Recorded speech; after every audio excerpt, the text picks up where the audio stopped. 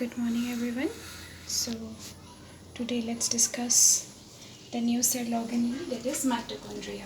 Now, mitochondria, it is actually called the powerhouse of the cell, and it is mainly present in the aerobic eukaryotes. That means they will take part in the oxidative phosphorylation and Krebs cycle of aerobic respiration.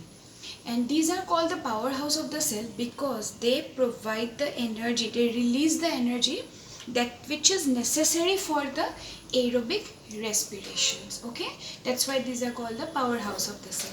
Now, this organelle was actually first observed by Kolliker. Okay, but however, the name was given by Benda.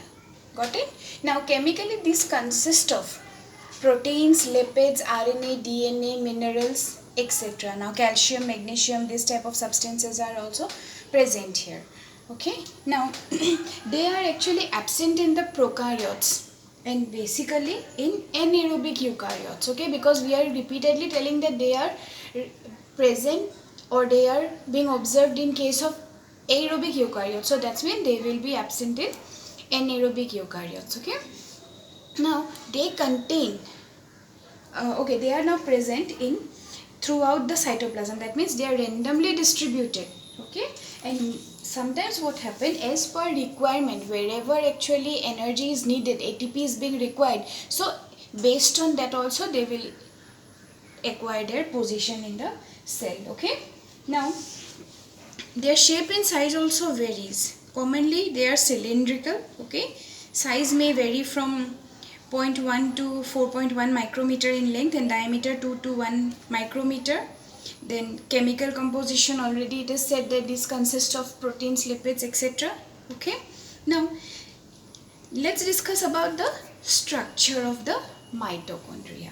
Now you see the mitochondria, it consists of, it is a oval shaped or cylindrical structure which consists of two membranes, the outer membrane and the inner membrane. The outer membrane is a rigid structure which encloses the outer chamber. Okay, and the outer membrane, it is permeable to the different types of metabolites. It has some minute pores through which the substances can pass into the inner surface.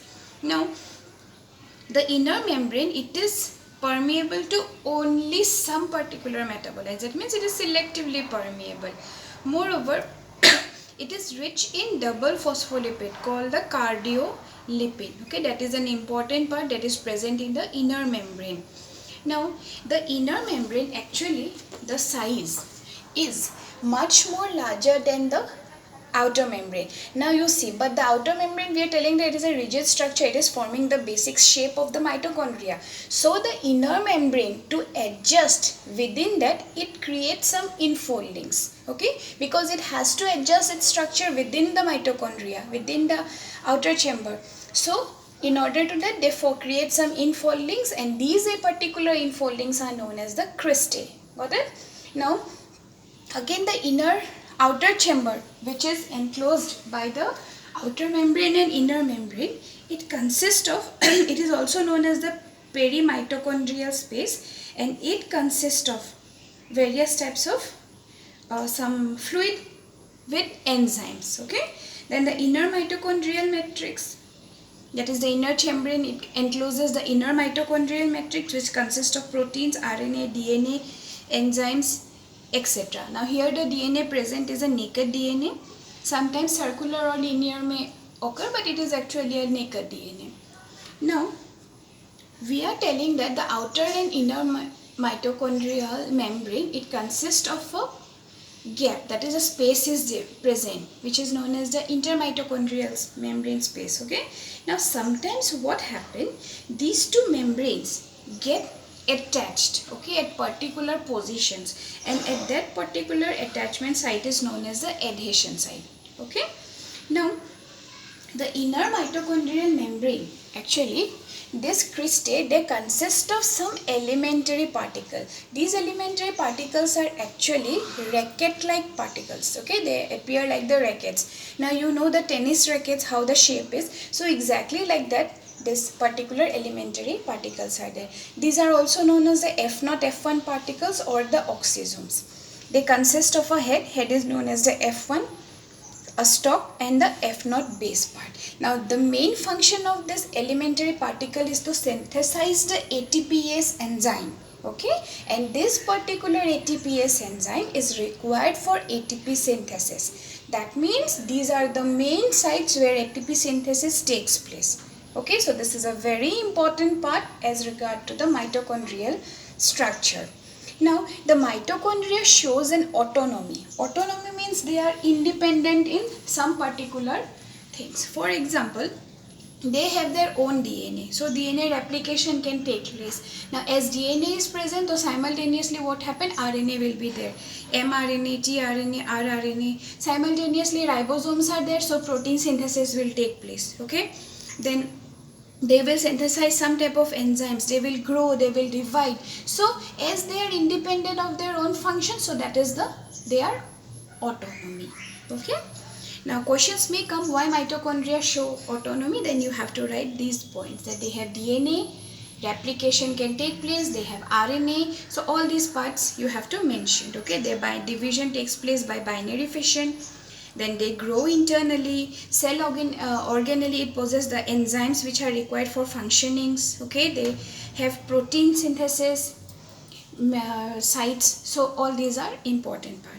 Now let's come to the last part, that is the function of mitochondria. Because when we are studying about the organelle, we have already studied who first discovered it, its basic structure, the important parts that are present in the structure, its autonomy, and now the functions. Now as we have already mentioned in the first point, that this is called the powerhouse of the cell. That means the main function of mitochondria is to synthesize ATP.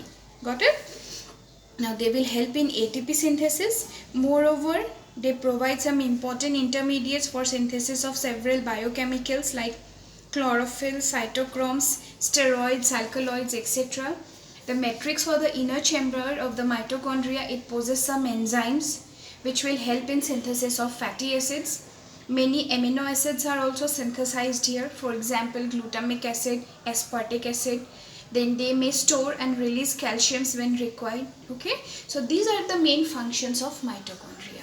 So repeatedly, earlier also I have told you that whenever you are studying about the cell organelles, very properly you have to study first who first discovered it, who named it, its structure, its diagram with proper labeling. Okay, and if any important part is present, then its functions. Now here the structure is very clear: outer membrane, inner membrane, outer chamber, inner chamber. Matrix is there. The matrix consists of granules, ribosomes, DNA, okay, elementary particles which are the main sites of ATP synthesis. So all these things you have to mention very properly while you are writing a note on mitochondria. So go through the videos, go through the notes, go through the book very properly, study it. If you find any difficulty, then please let me know.